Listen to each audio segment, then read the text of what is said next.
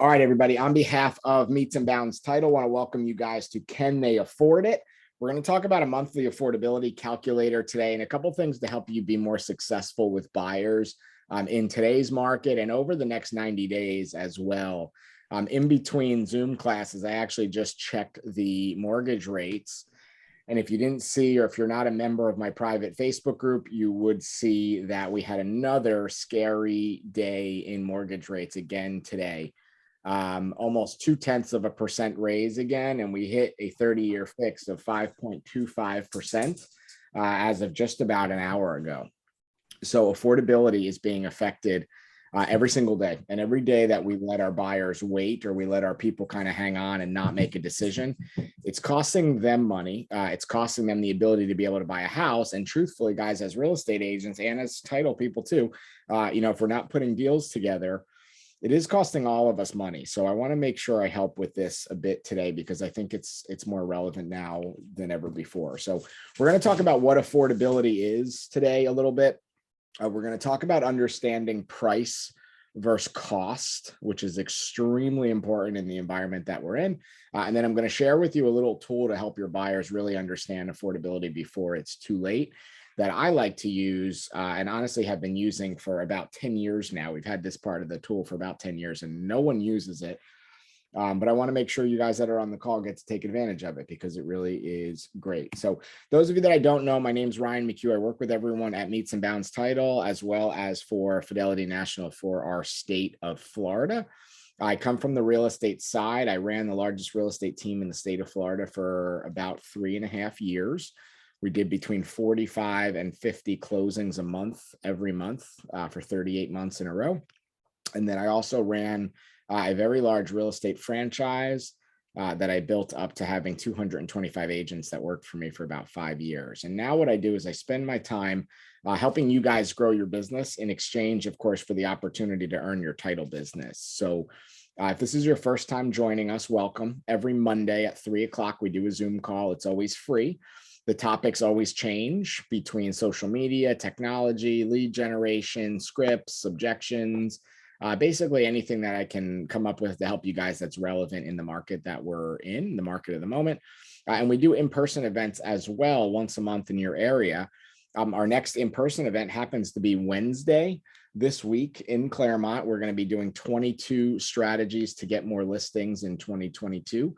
So if you're not already signed up for that, I would really love to get out there and meet you guys in person. For a lot of you, it's going to be the first time we get a chance to meet in person. So I'm looking forward to that. So get with either anybody that brought you on the call. So either Carol, Jolynn, or Kent, and they will get you a seat at Wednesday's event. It's going to go 9 a.m. till about 11:30. And then some of us will probably jump in and grab some lunch after if anybody wants to hang out. So hoping to meet you guys in person as well, since a lot of you guys have only ever actually met on Zoom. So without further ado, let's dive in. Can they afford it? Let's talk about affordability first. When I say the word affordability, what does that mean to you? Just type in the chat what affordability means to you or what you think of when I say the word affordability. I'm always curious as to how people kind of interpret it. And then we'll do a boring Webster's dictionary version of it, but then we'll really dive in. So what does affordability mean to you? Type in the chat what you think affordability is or what it means or how it pertains to the market that we're in today. So I got good value, I got in your budget. Both of those are right.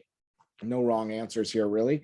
When we ask Webster's dictionary what affordability means, they give us a great definition. Their primary definition is the ability to be afforded. Thanks so much, guys. That's really great. Or inexpensiveness, but I like the second definition, the cost or price of something.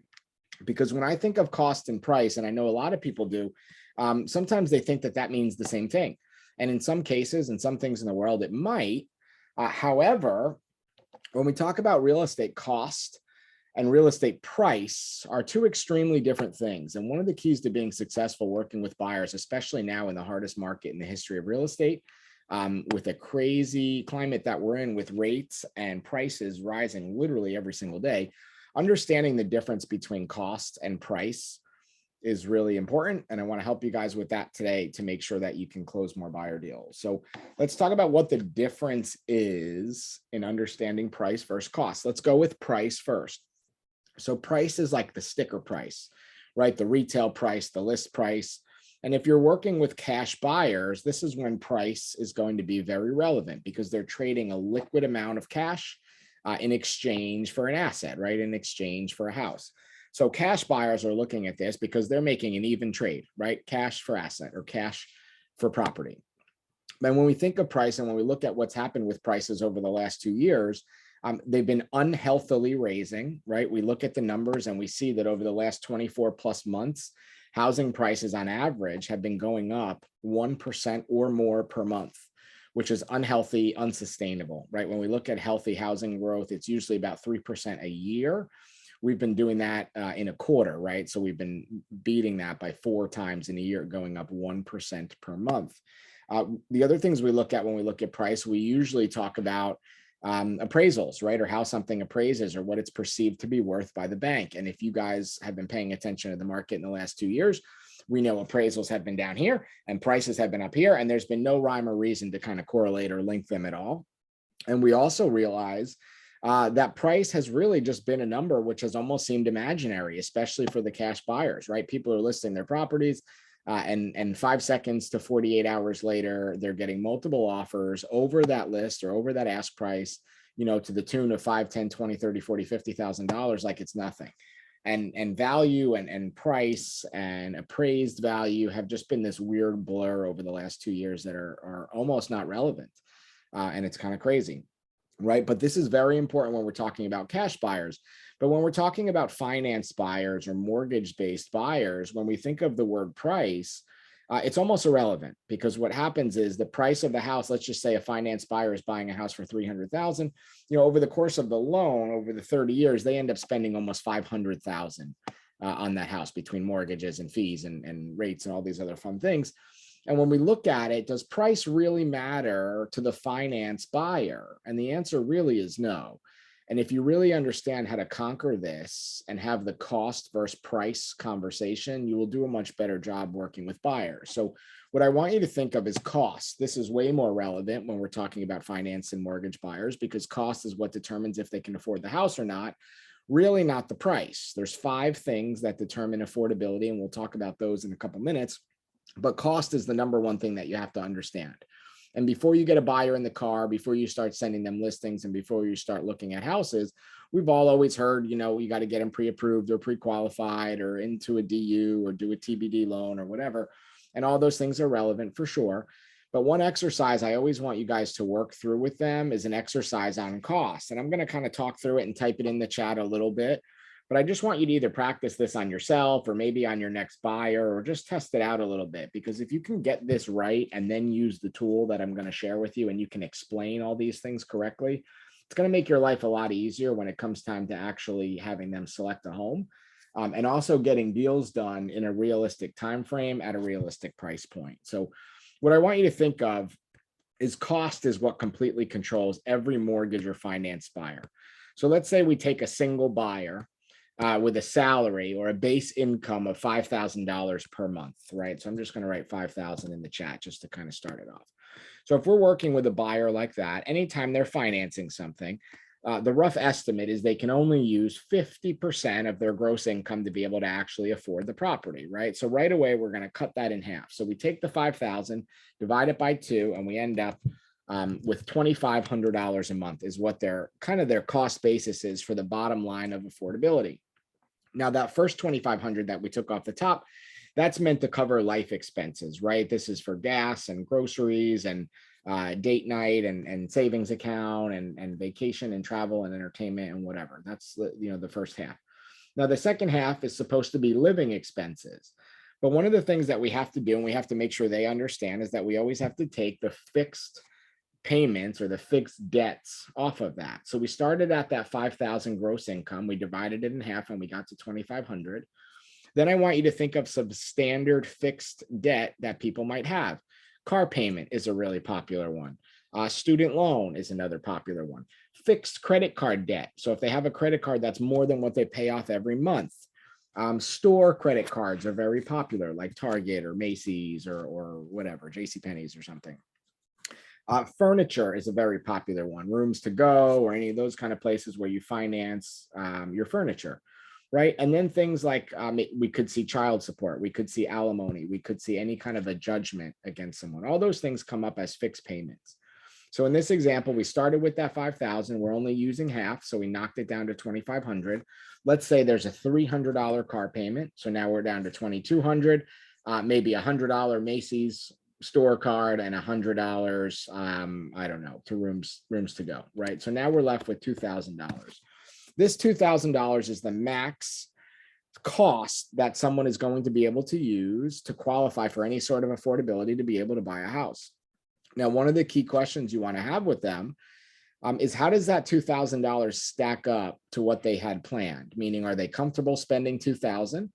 How does that compare to their current housing expense? Maybe they're renting or maybe they have another house.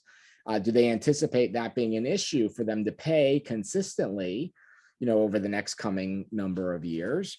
And when they think about their comfort zone of payment for real estate or for where they're going to live, does $2,000 work, or is there a number that needs to be less for them to be comfortable? So you might get them to say, yeah, I want to spend the max I can, 2,000 is fine. Or some people might say, you know what, I'd be a little bit more comfortable at 1,750, 1,800, 1,850, whatever that is. You want to have these conversations and understand why you're getting to that number as well, because it's going to really help you have the affordability conversation, and it's going to help you work with them to be able to actually put a deal together. So again, we started at 5,000, we cut it in half to 50%. That's 2,500. We subtracted a $300 car payment, a $100 rooms to go payment, a $100 Macy's payment. And we were left with $2,000. So this now leaves us open to have the affordability discussion. And when we go to have the affordability discussion, I want you to keep in mind these 5 things. Now, all of these are very basic and you guys should know all these, but I just want to make sure that you can understand them at a real high level. So when you're having these conversations with your customers, you have the ability to have this conversation, make sure they understand each one of these, and also understand the current climate of the market, and also what you anticipate to be coming down the pipe with each one of these things. Doing this is going to affect not only affordability now, but affordability later. And that's something as a realtor that we need to get better at. Very often we in general just worry about affordability now, if at all. And then 6 months down the line or next year, all these things change and someone's really caught out by a new payment. So let's talk about sales price first, right? This is the predominant factor in deciding affordability. This is just the price of the house. So when we look at the price of the house and people are saying, they want to wait, they're waiting for prices to cool off, it's your job to really just be able to help them understand the data. For more than 24 consecutive months in a row, we've been growing on average of more than 1% per month in terms of prices. So every month that they wait, the house that they want gets 1% more expensive. So that means either they can afford a 1% cheaper home, or their payment is going to go up based on that new price that every 30 days is costing them. Now, do we know what's going to happen in the next 6 months or a year? No. But as the economy continues to test everything that's going on in the world, we are showing no signs of slowing down on these prices. So it looks like for the foreseeable future, every month is going to cost 1% more, which means every month what your buyer can afford is less, or if they want to afford more, it's going to cost them more. So affordability starts getting scary when prices are in a climate like they are now. Then let's talk about interest rates. Right. For the first time today, we hit 5.25. This is the first time we've hit that since before 2019. So it's been years since we've seen rates like this. And when we're looking at these, the percentage of change, daily or in the short term is what's really scary. Right. And if we look back only about 6 months, rates have gone up between 1.5 and 1.75% just in the last 6 months. And there's really no sign of that stopping. Every time the Fed raises rates and tests the economy has been resilient and bounces right back, shakes it off like it's nothing, and keeps moving on. And they've also said that over the summer, they want to raise rates by 50 basis points, which is about a half of a point, and that they're still intending on doing it at least one more time before the end of the year after that. So there's a very real opportunity that we see rates go up another half point to a point before the end of our year here. So for people that are talking about that they want to wait because the rates are scary or things aren't affordable, keep in mind it's going to significantly get worse. Even if prices do flatten out here for a minute, if the rates keep trickling up, that is more damaging to affordability than the price anyway. So getting them off the fence is really crucial. Then let's talk about taxes. A lot of times when we talk taxes, we look at the previous year's taxes and we base our payment and we base our affordability off that. And that's fine. And I understand that's how lenders do it because they want to get the deals done. But one of the responsibilities you have to that client is to really disclose all the facts and help them understand what it's going to look like, not only immediately, but also moving forward. So let's say they're buying a $400,000 house now, but the last time that house was sold, it was sold for $200,000. The tax basis is off $200,000, right? And when you sell it to them now for $400,000, the taxes will stay the same right now, but they'll adjust for next year and they're going to see a violent increase in their payment. So their affordability is going to go way down because their payment is going to bump up significantly based on the new taxes that they have to pay next year. And what will happen is they'll have an escrow shortage and they'll either have to raise their payment a lot or pay a big chunk of cash to keep their payment the same. So this is something that catches people out a lot with affordability as well, is not understanding the change in taxes. Then there's HOA. This is a pretty stagnant one, right? Usually we know what the HOA is. We can look at the minutes and the meetings and understand if there's something coming up or some kind of an assessment. But in general, the HOA will stay pretty much the same. If it does move up year on year, it might be a couple bucks here, a couple bucks there. But usually HOA is pretty stagnant or pretty safe. So it doesn't scare us too much. And then insurance, right? Insurance is one that's crazy in Florida, especially over the last 2 years.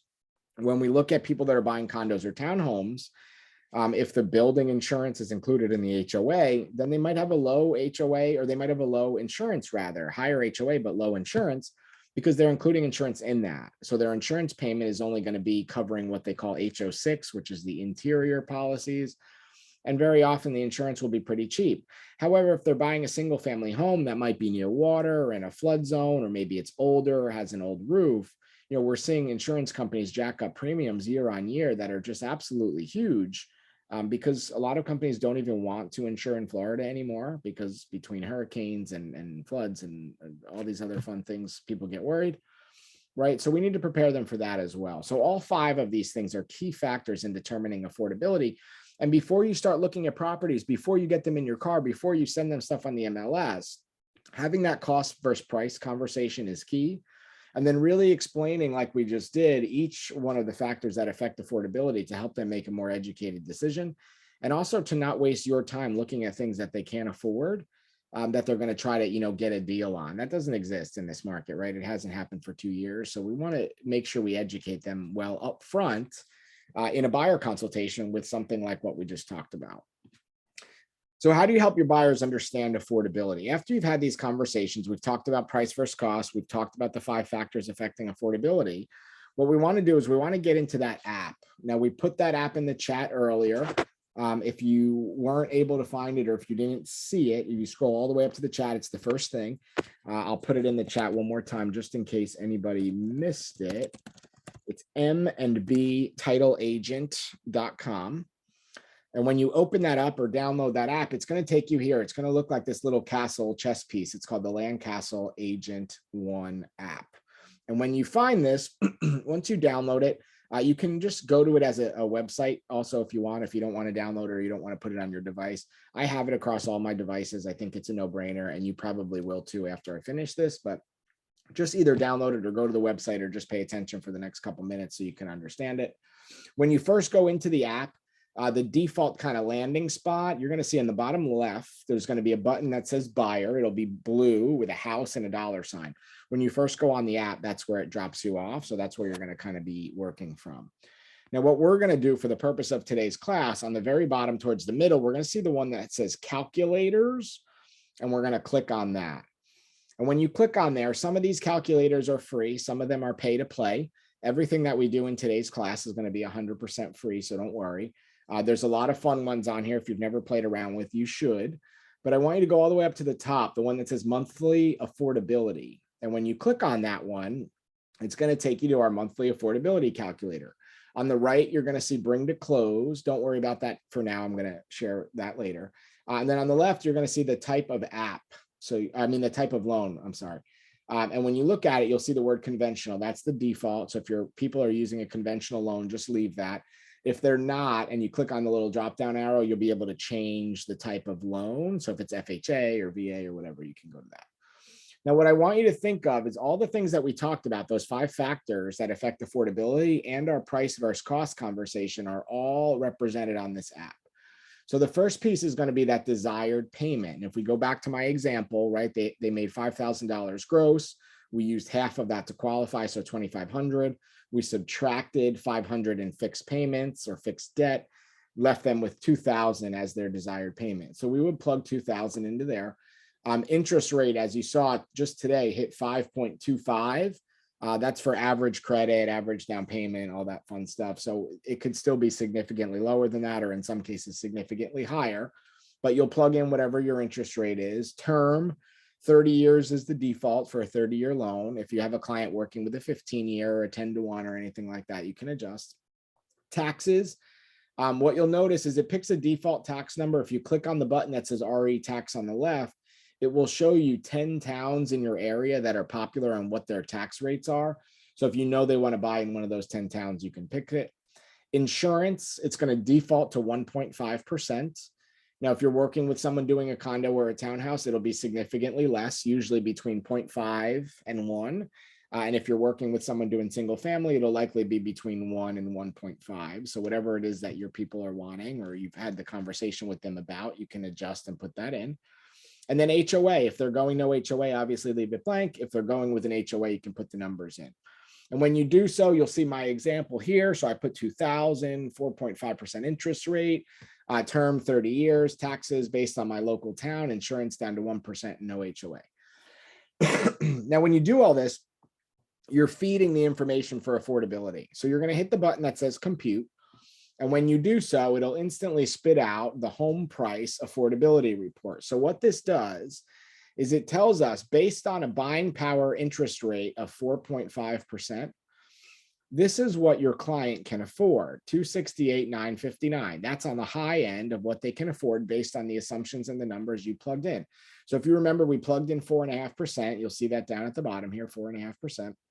You'll see the loan amount, which is the blue circle, $242,064, and their down payment, which is on this slider, 10%, $26,895. So this is what their down payment would be. Their loan amount would be at a 4.5% interest rate if they put 10% down. Now, let's say they want to go higher. Maybe they have more cash. You can drag this little slider up over to 20. And when you do, it will adjust. So you'll see the number just went up, right, to 303,402. Loan amount stays about the same, but their down payment climbs largely, right, because now they're going up and they're putting more money down. Or maybe they say, you know what, we only have 5% down. So again, you can click and drag it over to the 5%, and then it will adjust again, all based on that 4.5% interest rate. And it will show, okay, the total amount they can afford is 254, 241. So in this example, if that is the max end of their affordability, this makes it easier for you to have the conversation that, listen, the way the market is, we can't be looking at things for 275 unless you're willing to make a concession or put more money down, right? If the absolute max before you're tapped out is 254 in this market, we probably shouldn't be looking above 250 if we want to have any kind of a chance. So before you even start sending them properties, you're setting that expectation that, look, this is your max affordability. Now you can have the conversation with them and with their lender that if they pay off some of that fixed debt, or if they save more money, or maybe they get a gift or a larger down payment or whatever, they'll have the ability to drag that number up. But based on their situation with what they want as a payment and what their finances look like, this is their affordability, right? This is the max to the dollar that they can afford.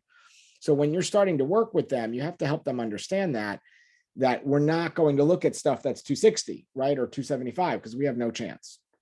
So if you want to learn more about these numbers, on the top where it says details, if you click on the button that says details, it will show you the breakdown on this. So the first section is the monthly payment. So in blue is your P&I, principal and interest, $1,223.80. Dark green is going to be your taxes, $433.50. Lime green is going to be your homeowner's insurance, $211.87. And then PMI is going to be private mortgage insurance in the yellow, 130.83. That's going to be for any borrower that is buying something with less than 20% down. They either have to pay the PMI off up front as a big chunk of money, or they pay it monthly. So that affects their affordability because that 130, instead of going to principal and interest, is going to insurance, right? So as they put down less, they have a bigger chunk of PMI to pay. So that helps them understand their payment. And then when we look at bring to close, this is going to be the cash amount that they actually need to do the deal. So bring to close total to do this deal, we would estimate that they'd have to bring 23,428. So you see the down payment based on that home price at the top, 5% of that will be 12,712 and 6 cents. So $12,712.06. That's the blue. Then the green is the prepaids. Now we are very conservative on this with the app, and you can adjust this, but just understand that whenever we do a closing, there are prepaid fees that we have to take, that the mortgage companies and the underwriters require us to do. And this is not a choice that we make, or we don't do it because it's fun. We do it because we have to.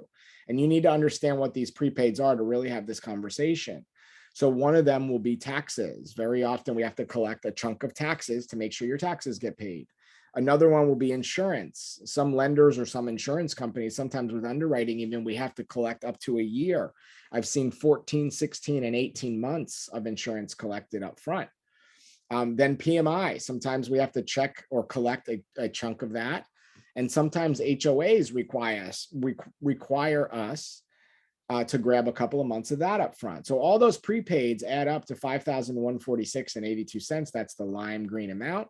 If you know that your people might require less, you can click on closing costs and edit that. And then in the yellow, you're going to see the fixed closing costs. So this is going to be their closing fee, if there's a loan origination fee, and whatever fees they have to pay based on the county that they're doing the deal in. This is another one that's very conservative. And I know there's a loan origination fee in there that some lenders charge a big one and some lenders charge none. So again, you can edit all these in the closing costs, but this will be their breakdown of their payment and their cash they need to close. So you can explain that to them and help them understand the affordability of this process. Now, if you want to turn this into a marketing piece or send it to them, this is another great thing that the app does. The very top, where there's a square with a little upward arrow kind of facing out of it, you can click on that and it will pop up a screen that looks like this. So from the bottom, you'll see save estimate. This is for you if you want to just save it in the app, so you can have kind of a reference point or something to go back to when you're working with this buyer. Then you can text them a snapshot, which will literally open up your text and allow you to text to anyone you want a snapshot of what we've just went over, a little like kind of screenshot of the numbers. Or then there's the full report, which is what actually generates a whole marketing piece for you. So if you go to send full report, it will instantly make you a marketing piece that looks like this. It happens in about 3 seconds. That says, how much home can I afford based on the yellow, the PITI, the total monthly payment, 2,000. You can use this home price range and understand that if you have 0% to put down, this is what you can afford, 5%, 10%, and so on, based on a 30-year loan at 4.5% interest. So this helps them understand that the more money they put down, they can see, how their affordability kind of climbs. Now, if you hit templates in the bottom left, it's going to create another marketing piece. And I actually like this one more, that will show us if rates go up, what happens to the buying power? It goes down, right? So again, based on that $2,000 monthly payment, if rates go up from 4.5% to 5%, it shows what their new purchase price is going to be. And essentially every half of a point that it goes up, they lose $10,000 or $11,000 of purchase money. So this is a very realistic situation of what's going to happen the rest of the year, right? We're between now today, sadly, 5 and 5.25% as our rates. We are definitely going to see, in my opinion, 5.5 before like June or July. And there's a very good chance we see 6% before the end of the year. So having this conversation and helping them understand the affordability, remember, if the rates go up to 6% and they could only afford 228 by the end of the year, remember that the house they looked at also went up. So in the example of a $250,000 house, by the end of the year, they can only afford a 228 house, but the 250 house they liked might cost 275. So their gap continues to get wider and wider with what they can afford and what they want, right? The same house could go from being affordable today to literally being $50,000 away from being affordable by the end of the year. And this is a very realistic situation. And if I'm being honest, I'm pretty sure it's going to happen. So make sure you're using this tool to help explain that not only to yourself, but to your buyers, so that you can get them under contract and get yourself paid and get them in a property. So in summary, affordability right now is one of those things that just needs to be understood, right? We talked about the price versus the cost conversation and how to have that. We talked about those 5 factors that affect affordability. Number 1, sales price. Number 2, interest rates. Number 3, taxes. Number 4, HOA. And number 5, insurance. You need to be able to understand and explain all 5 of those. Then we talked about how to use the app to help kind of combine all these things. So as rates are climbing and prices are climbing, you can plug them into this app, help them understand affordability, and help them make a decision now instead of waiting until it's too late and getting them priced out of the market. Other than that, I would say get on there and start playing with this app, as much as you can, because it's one of those things that if you just don't get it, you're going to literally watch your clients priced out of your car. And that means they're also going to be priced out of getting you a commission check. So, it could be kind of scary. So, as always, thank you guys for your business. We do appreciate it. I always like to say thank you to Kerry, who makes all of our slides and all of our design work. There's a chance she's going to be around at our event on Wednesday. So hopefully some of you guys will get to meet her as well. Coming up next Monday, 4/18/22, we're doing how to get back on track with your 2022 goals. So if you're falling a little bit behind, or you're starting to feel the year slip away and you're not really where you want to be, I'm going to give you a strategy that I use to get back on track within 30 days. We'll cover that next week. Remember, this week on Wednesday, the 13th, so 2 days from today, we are doing 22 strategies to get more listings in 2022. It is in person in Claremont. If you need a seat for that, or you would like to join us, reach out to either Carol, Jolynn, or Kent. Any one of them can get you a seat and get you in the room there. And if you guys need anything, feel free to reach out. Here's all my contact information. I do have a private Facebook group, which is just for real estate agents and lenders that have been to my classes. If you've never been to the group, or you're not a member yet for whatever reason, it's totally free. There's nothing for sale, so you're welcome to join. If you take out your phone and open that up and open up your camera and point it at this QR code on the bottom right, if you point your phone at that for like 2 or 3 seconds, a little link will pop up and it will drive you right to my Facebook group. The group is private, so you have to request access. And at some point tonight, I'll get on there and I will approve and accept everyone. If you do have any questions, feel free to throw them in the chat or just unmute yourself and ask away. And I hope to see you guys Wednesday in person and every Monday on Zoom. Have a good one.